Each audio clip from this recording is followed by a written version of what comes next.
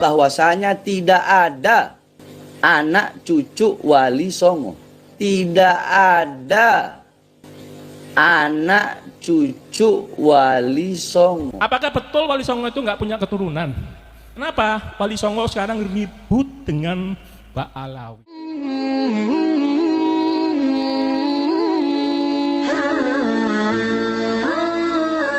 Saya duduk aja ya, karena saya agak sakit kalau berdiri. Yang saya hormati Kiai Haji Muhammad Abdul Gufron Al-Bantani, yang dibilang Abuya Gufron, pimpinan Pondok Pesantren Unik, yang kemarin saya di Malang menghadiri, sekarang menghadiri juga yang Ponpes Unik di Jakarta. Beliau ini masih saudara sama saya ya, di rangkaiannya Sultan Banten itu beliau. Saya dari Sapiuddin, Sultan Banten 17, itu larikan diri ke Jawa Timur, menikah dengan Jawa Timur, nanti anaknya namanya Kunti. Nah, Kunti itu rangkaian leluhur saya. Nanti silang dengan rangkaiannya Badruddin. Badruddin yang menikah dengan Nyai Mas Fitria, anaknya Sunan Giri ke-8. Nah ini. Kemudian yang saya hormati pula Kiai Haji Syekh Sa'rif Rahmat RASQMA selaku Padepokan Sunan Kalijaga. Nah, Sunan Kalijaga itu punya anak namanya Ratu Mandoko, dan punya anak juga Sunan Muria, itu anaknya Ratu Mandoko, anaknya Sunan Kalijogo. Ratu Mandoko itu dikawini oleh Kebo Kenongo menghasilkan Joko Tingkir. Nah, Joko Tingkir nanti menikah dengan namanya Mas Cempoko, anaknya Trenggono. Nanti melahirkan Pangeran Benowo, melahirkan lagi Diah Banowati. Diah Banowati nanti menikah silang dengan Sedo Kepiak atau dibilang Mas Jolang, atau Sultan Agung Hanyokrowati, nanti melahirkan anak Sultan Agung Hanyokrokusumo. Itu rangkaiannya keraton-keraton Jawa Tengah. Berarti saudara juga. Kita ini blasteran kerajaan sama Wali Songo. Nah itu istilahnya. Ya, tepuk tangan. Kemudian yang ketiga yang saya hormati Bapak Hendy Lesmana selaku staf khusus Kementerian Pertahanan. Ini sangat dekat dengan saya. Terima kasih Gus Hendy. Kemudian saya hormati pula sini Irjen Polisi Rahmat Nur Wahid, ada di sini. Oh tadi hadir ya, kamu sudah pulang. Termasuk Brigjen TNI Purnawirawan Wijang Pramoyoto. Ini senior saya dari Madiun. Nah, orangnya belum datang. Kemudian yang saya hormati pula Bapak Kang Mas Dr. Andes Haji Raden Murjoko, ya selaku Ketua Umum PSHT. Dan keponakan saya ini menikah sama sebelum Pak Murjoko, yaitu Pak Tarmaji, itu PSHT ketuanya. Keponakan saya menikah dengan keponakannya Pak Tarmaji. Nanti masih saudara juga beliau dengan saya. Nah, kemudian saya hormati pula Bapak Romo Marsilius Salem Damani, Ketua Gereja Santo Lukas. Ya, Bapak Romo, saya bangga sekali ada toleransi beragama. Orang Katolik hadir sini. Ya.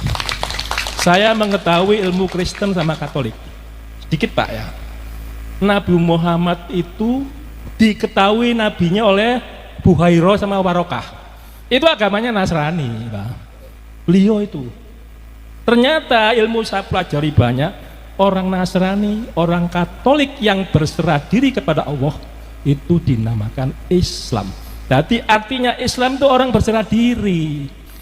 Orang Hindu, orang Buddha, orang animisme yang lain bentuknya, pokoknya dia berserah diri pada Tuhannya. Ketemu itu sinar putih, tengahnya lubang hitam, itu namanya nur ilahi. Ya itulah yang disebut Islam.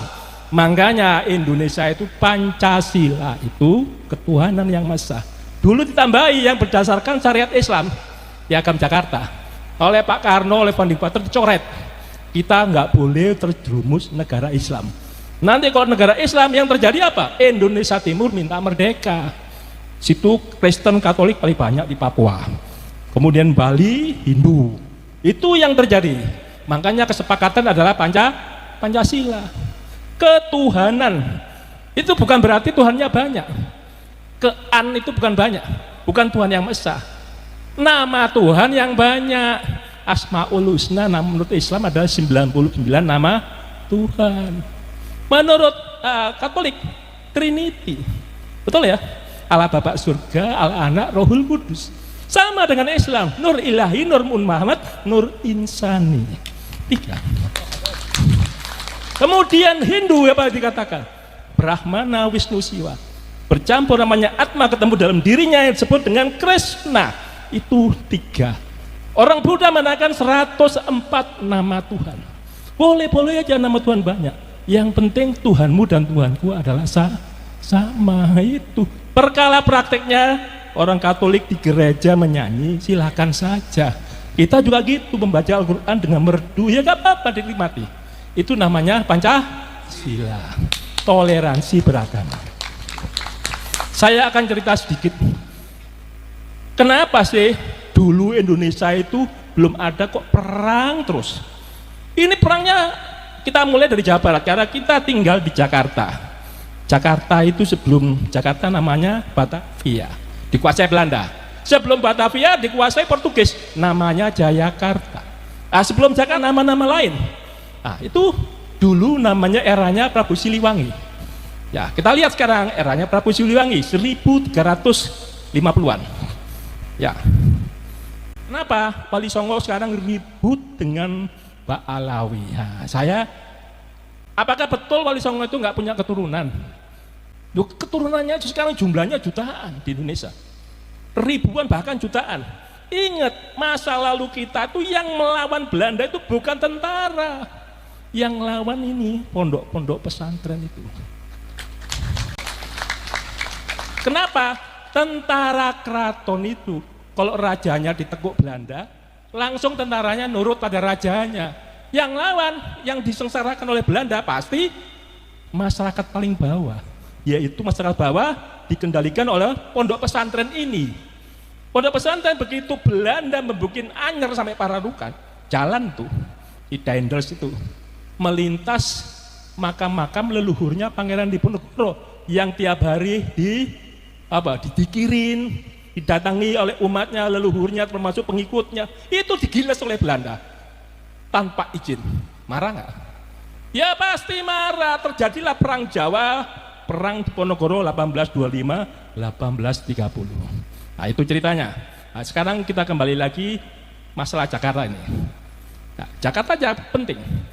Orang-orang dulu ngomong itu Salakanagara awal mulanya.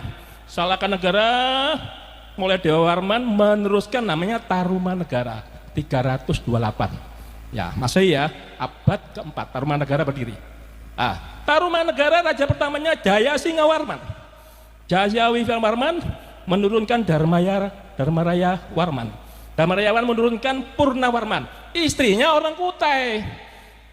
Ya, Kutai berarti bersatu sama Jawa Barat. Ini saya ngomong Jawa Barat. Saya belum cerita Wali Songo ya, baru Purnawarman. Purnawarman nanti menelurkan lagi anak-anaknya. Semuanya Warman semua namanya. Yaitu ada Windu Warman, Indra Warman, Chandra Warman, masuk yang keenam ya Surya Warman. Ini mulai mendirikan kerajaan Galuh. Ya, Galuh yang munculnya di Cirebon. Surya Warman muncul lagi, anaknya Kertawarman, kemudian terus sampai terakhir raja ke-12 namanya Linggawarman. Ya, Linggawarman akhirnya berhentilah itu. Muncul kerajaan Sunda oleh Tarus Bawah pertama kali. Sunda Galuh mulai pisah ya. Mulai pisah, pecah. Begitu keturunannya nanti, begitu masuk Niskalawastu Kencana. Ini belum Prabu Siliwangi. Niskalawastu Kencana ini mulai eranya dia itu eranya Raden Wijaya. Raja Wijaya di mana tuh? Mojopahit. Mulai terjadilah Sunda dan Jawa Timur perang bubat. Dewi Pitaloka bunuh diri akhirnya. Sejak pasukannya datang untuk perkawinan nggak jadi, ternyata dibantai oleh rangkaiannya pasukannya Gajah Mada. Sehingga saat itu sebenarnya itu perkawinan silang itu menyatukan Jawa Barat, Jawa Timur. Tetapi tidak mau bersatu gara-gara peristiwa perang bubat. Ternyata Raden Wijaya itu bawanya bapak kandungnya Raden Wijaya, Mojopahit itu namanya Jayadharma, adalah keturunan Siliwangi. Itu bapaknya. Siapa? Mandimina menikah dengan Parwati. Parwati adalah Kalingga. Yang Mandimina rangkaiannya Sunda Galuh. Itu rudanya Raden Wijaya. Ibunya Raden Wijaya namanya Lembutol, yang dibilang Dyah Wisnumurti.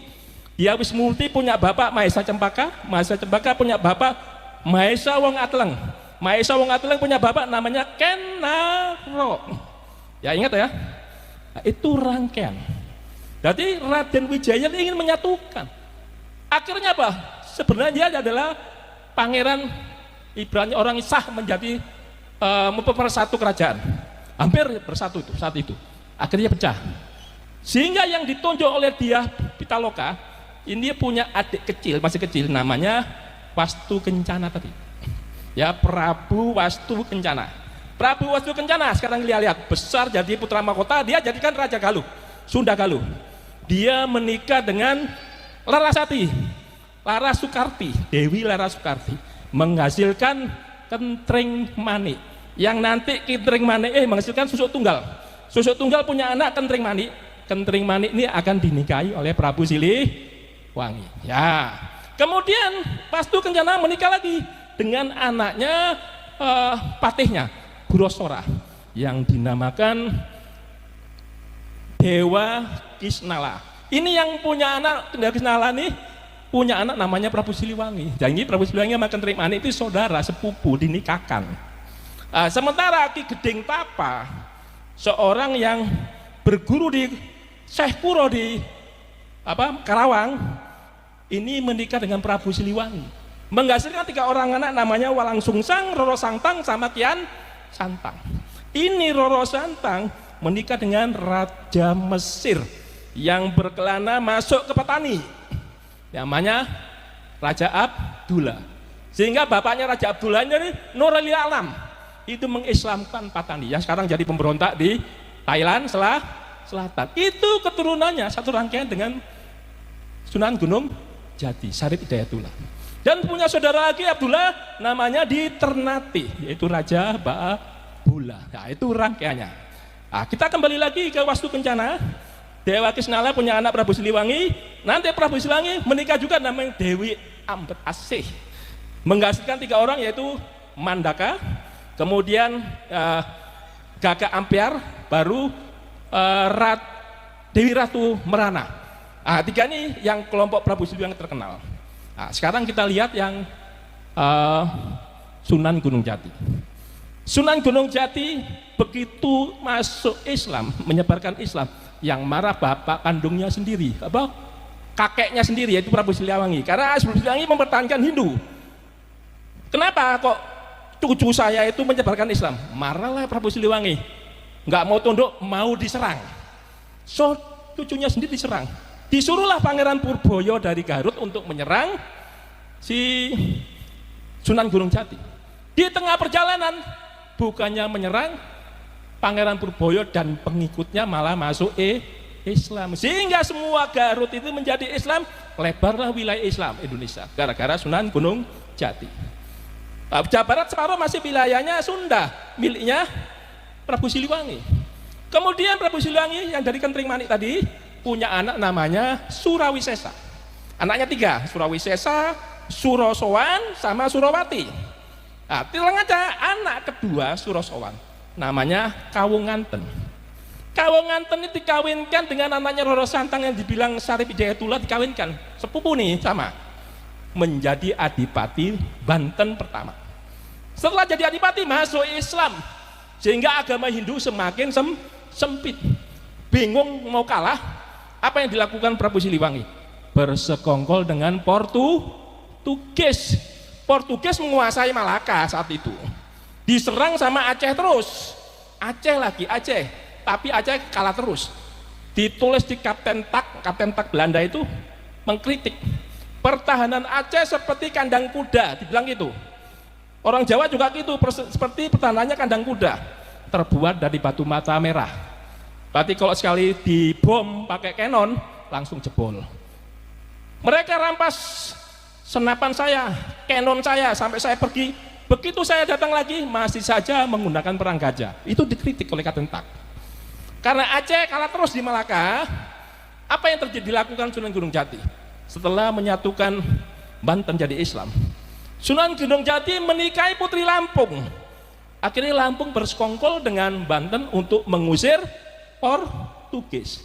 Portugis kedatangan Belanda, Portugis nyingkir ke Timor Leste.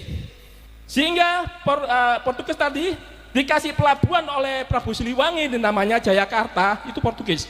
Begitu Belanda masuk, Cornelis de Houtman 1596, sehingga Jakarta menjadi saat itu menjadi Batavia. Nah, saat itulah membuat jalan itu, sehingga semua di mana-mana Belanda adalah merusak kehidupan kerajaan kita, termasuk Wali Songo. Nah, tapi perlu diingat, ketika orang Cirebon itu Galuh melawan Belanda, melawan Portugis, dia bersatu dengan kerajaan Jawa yaitu Joko Tingkir, sehingga Jawa Cirebon bersatu. Takutlah Prabu Siliwangi, kerajaannya diserahkan pada Suraweseso, dia kabur, yang orang-orang dibilang mukso, sebenarnya tidak mukso. Makamnya Prabu Siliwangi itu ada di mana? Di Boto Putih, Surabaya. Cek di sana, namanya Pamanarasa, ada di Surabaya. Cuma berbeda dengan Islam, ada tembok yang menyekat situ, ada bahasa Kawi tulisannya Pamanarasa. Ya silakan aja kalau mau mencari makamnya Prabu Siliwangi. Ya itu Prabu Siliwangi sudah berusaha menyatukan Hindu. Ya sekarang dari Prabu Siliwangi tadi sudah ya, saya akan ceritakan dari Linggawarman tadi. Raja terakhir Tarumanegara diserang oleh Sriwijaya, abad ke-7 muncul.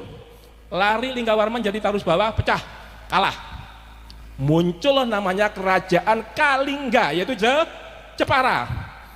Itu Wasumurti, raja pertamanya, itu orang India. Putrinya perempuannya orang Jepara. Wasumurti diganti oleh Wasugeni, Wasugeni diganti oleh Wasudewa, Wasudewa diganti Wasukawi, kemudian Wasukawi diganti Kiratasinga, Kiratasinga diganti lagi Kartika Jasinga. Kartika Jasinga diserang lagi Sriwijaya, mundur ke Kediri, yaitu Kahuripan muncul kerajaan itu. Sejak di Kahuripan nanti kutukan siapa pejabat yang tidak ikhlas hatinya, tidak suci, masuk ke Kediri nanti akan jatuh. Gus Dur jatuh, Pak Karno jatuh gara-gara ke Kediri. Nah itu kutukannya Kartika Jasinga.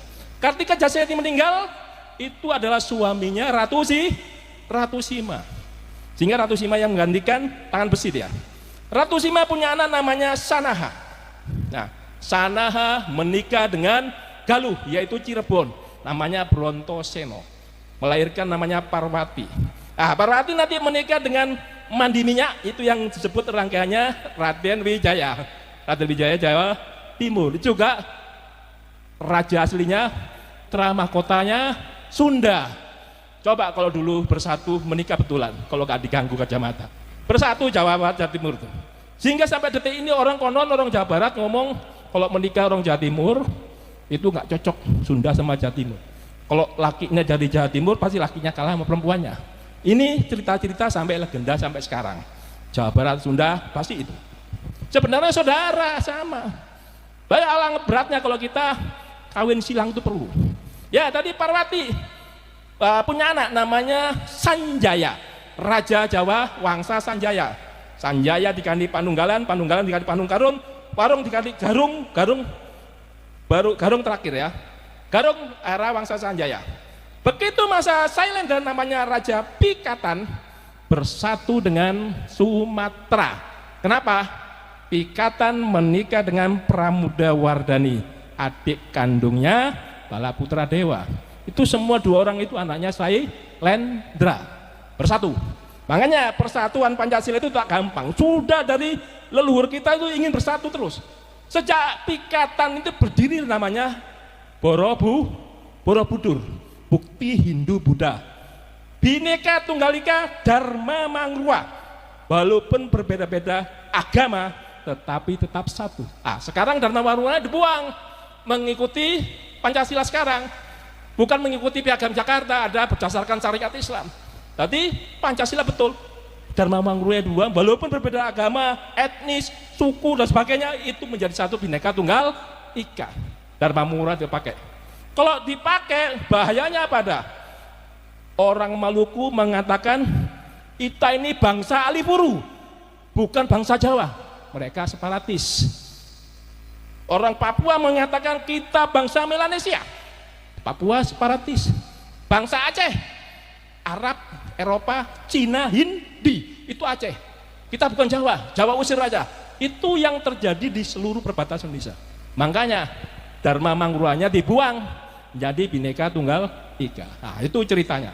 Nah, kemudian kita lihat lagi Pikatan. Pikatan diganti Kayuwangi, Kayuwangi diganti Wawa, Wawa diganti Belaksa, Belaksa diganti Tulodong. Itu Wangsa Sai Endra. Tulodong dikudeta oleh patihnya yang bernama Empu Sendok. Empu Sendok bukan keturunan Sriwijaya, makanya terjadi peperangan. Menanglah Empu Sendok. Disebut Wangsa Isana karenanya anaknya Empu Sendok namanya Sri Makuta Sri Esana, dinamain Sri Esana. Sri Esana punya anak dua, yaitu Dharma Wangsa sama Mahendrata. Mahendrata dikawinin Raja Udayana Bali, menghasilkan Airlangga. Airlangga menikah dengan putrinya Dharma Wangsa, melahirkan Dewi Kilisuti yang tidak mau menikah. Orang Raja Airlangga itu raja kok, masa putrinya nggak mau menikah? Kalau nggak menikah, nggak punya keturunan. Nanti penggantinya dia siapa? Bingung. Akhirnya Airlangga mengambil selir. Ketika itu ada pemberontakan Biak Lodong dari Tulungagung, itu keturunannya Sailendra, keturunan Tulodong itu. Akhirnya Airlangga menikah dengan keturunan Sriwijaya. Setelah menikah dengan Selir Sriwijaya, anaknya dua, Mapanji Gerasakan sama Sri Samarawijaya. Mapanji Gerasakan dua-duanya anaknya Airlangga tuh kepengen jadi raja dua-duanya, Raja Jawa Utara, Raja Jawa Selatan. Ya, yang dinamakan Jenggolo dan Panjalu. Yang saat ini masih gantian Presiden Indonesia. Ya, contohnya Pak Karno, Pakubuwono, keturunannya siapa itu? Keturunannya Pakubuwono, Mataram II adalah Panjalu. Hindia gitu. Diganti Pak Harto, ternyata Ibu Tin. Butin ada Mataram 1, ada Mataram 2. Paling kuatnya dia Mataram 1. Butin dari Lirboyo Kediri. Jadi dari Jenggolo. Itu bergantian terus Indonesia. Mataram 1, Mataram 2, Mataram 1, Mataram 2. Selalu. Ya, aku cerita lagi nanti Mapanji Gerasakan sama Sri Samarawijaya punya cucu namanya Kirana, satunya Wajatrawa. Perang terus dia. Sama-sama keturunan Airlangga, sama-sama Sriwijaya, sama-sama rangkaiannya Empu Sendok. Saudara kan? Kok terjadi perang? Rebutan kekuasaan. Akhirnya dimenangkan oleh Wajatrawa yang menghasilkan anak. Wajatrawa menikah dengan keturunannya Sri Samarawijaya, menghasilkan Kameswara I. Kameswara I digantikan Joyoboyo, Joyoboyo digantikan Koncadipa, Koncadipa digantikan Sarmawaro I, Sarmawaro I diganti Kameswara II, terakhir menjadi Kertajaya 1222. Kertajaya ini dihancurkan oleh Kenarok Panjalu, Kertajaya Jenggolo. Jadi Jenggolonya kalah, Panjalu menang. Kenarok ini menggulingkan Tunggul Metung. Setelah kekuasaan ditusuk oleh Anusapati. Anusapati dibunuh Tojoyo, anaknya Kenarok. Tojoyo dibunuh Ronggowuni yang dibilang Wisnuwardana. Begitu anaknya Maesa Wongteleng, Maesa Cempaka nggak dibunuh karena ibunya sama Ken Dedes. Sudah berhenti. 7 orang yang mati itu sudah selesai. Sehingga yang perlu kita ketahui, Aryo Wirorojo Madura, ahli strateginya Raden Wijaya itu ternyata saudaranya Ronggowuni. Apa yang terjadi? Maesa Cempaka punya anak dia Wisnumerti yang dibilang orang lembu tol, itu ibunya Raden Wijaya, bapaknya Raden Wijaya Jayadharma dari Sunda. Berarti 2 raja nih. Raden Wijaya mendirikan kerajaan Mojopahit setelah menikahi anaknya Kertanegara, yaitu Gayatri. Aku cerita banyak ya, gak apa-apa ya. Dari situ kita tahu Raden Wijaya itu Panjalu. Setelah menggulingkan Jayakatwang, Jayakatwang adalah Kediri. Jayakatwang dendam sama Kertanegara. Dia dari Kediri memulainya jadi raja lagi. Menjadi raja betul, keturunannya Kertajaya tadi 1222. Jayakatwang punya anak, Jayasabha, Sastrajaya, namanya Ada Raja yang terakhir. Ada Raja menikah dengan anaknya Kertanegara. Kenapa dinikahkan? Supaya bersatu. Ternyata tidak bersatu. Jayakatwang masih membantai Kertanegara. Jayakatwang nanti dihukum oleh Raden Wijaya menggunakan tentara Tartar yang Mengki telinganya dipotong oleh Kertanegara. Tartarnya marah, aku belekan itu, mengirim 1 batalion Sibi, Ikimese sama Mengki. Ini 3 orang, satu kompi Cina, 2 kompi Mongolia. Nah, ditipu setelah masuk ke hutan. Mereka setelah menang di Jayakatwang ya, masuk hutan dikasih hadiah, tapi nggak bawa senjata. Di daerah Mojo dibantai oleh pasukannya Raden Wijaya, mati habis, mereka lari. Sehingga berdirilah Mojopahit pertama, namanya Raden Wijaya. Raden Wijaya diganti oleh Jayanegara dari Selir. Jayanegara diganti Tribhuwana Tunggadiri Pepegi. Tribhuwana Pepegi diganti lagi sama namanya Hayam Wuruk. Nah, eranya Hayam Wuruk, Kecamatan Tinggi bersatu, seluruh kerajaan disatukan sama si Hayam Wuruk. Sayangnya tadi Prinsipal Diriah Pitaloka itu kejadian sama Sunda. Nah, kemudian dia punya anak namanya Suhita. Suhita, nanti anaknya Suhita ini perang lagi, yaitu Kusumawardhani rebutan tata sama Bre Wirabumi. Bre Wirabumi keturunannya Hayam Wuruk, Kusumawardhani keturunannya Suhita, sama. Tapi perang Parekrek itu dimenangkan Kusumawardhani. Kusumawardhani menikah dengan Wikramawardhana. Nah, nanti diganti oleh Kertawijaya. Nah, Kertawijaya ingat, itu kakak kandungnya Suhita, kakak kandungnya Kusumawardhani. Kertawijaya itu membagi kekuasaan 3 orang, anaknya 3 kepingin jadi raja semua gantian, 2 tahun. Jadi mulai Gerindrawardhana sampai ke Supraprabawa itu 2 tahun, apa yang dibilang orang Pandan Alas terakhir. Baru Pandan Alas itu nomor Brawijaya 4 disebut ya, baru masuk Brawijaya 5 yang dibilang Kertabumi. Brawijaya 5 itu punya anak namanya Andayiningrat. Andayiningrat ini punya anak Kebo Kenongo yang menghasilkan Joko Tingkir. Nanti menikah dengan Ratu Mandoko, anaknya Sunan Kalijaga. Beliau ini Padepokan Kalijaga. Sehingga Wali Songo itu semua kerajaan dinikahi oleh para wali kita. Para wali kita itu berasal dari Aceh awal mulanya. Jalaluddin Akbar, anak Jalaluddin ini menikahi orang Aceh, saya tidak tahu namanya. Yang tahu yang jelas Samudra Pasai itu raja pertamanya Malikul Saleh dari Kayu, menikahi putri Perlak, mendirikan kerajaan Samudra Pasai. Kemudian anaknya dinikahi Jalaluddin Akbar, menghasilkan Maulana Malik Ibrahim Asmorokondi sama Maulana Isa. 3 orang. Ya, Maulana Isa nanti menikahi dengan Dewi Sekardadu yang ada di Banyuwangi. Dewi Sekardadu itu siapa? Bapaknya Pangeran Sembuyu, bapaknya lagi Bre Wirabumi keturunan Hayam Wuruk. Berarti kalau siapa yang keturunan Sunan Giri pasti keturunan Hayam Wuruk. Nah, sehingga di Sunan Giri itu kan bapaknya Maulana Isa itu. Sunan Giri menikahi Dewi Purtosima, anaknya Sunan Nyampel. Nah, itu ceritanya Mas. Jadi nanti dari Sunan Giri itu punya anak 2, Sunan Kulon, Sunan Wetan. Sunan Kulon itu punya anak lagi namanya Pangeran Sogo Inggiri, punya anak lagi Siti Sabinah. Siti Sabinah itu siapa? Yang menikah dengan Ki Ageng Pamanahan, menghasilkan Sutowijoyo. Berarti keturunan Jawa Tengah itu Mangkunegaran, Pakubuwono, Solotigo, Jogja, semuanya adalah keturunan Wali Songo. Yang ada RR itu semuanya sana. Nah, ini saya jelasin aja. Ingat, Cirebon ketika bersatu dengan Jawa, Cirebon Sunan Gunung Jati punya anak namanya Panembahan Ratu Pertama, itu menikah dengan anaknya Joko Tingkir. Jadi kali Jogo ada, Sunan Gunung Jati ada. Bersatu nggak? Satu. Kata siapa? Wali Songo nggak ada punya keturunan. Keturunannya banyak sekali, bahkan jutaan. Nah, saya kira itu aja yang perlu saya sampaikan sedikit, tapi mengena perkawinan silang itu untuk persatuan. Jadi cita-cita founding father kita itu merdeka. Habis merdeka berdaulat. Habis berdaulat bersatu. Habis bersatu adil, terakhir makmur. Nah, ini cita-citanya kita pegang aja 5 ini. Itu terdapat di Pancasila. Dulu Pak Harto kesalahannya apa? Trilogi pembangunan. Kebalik. Berarti bukan pemerataan dulu, pertumbuhan ekonomi, baru stabilitas. Keliru.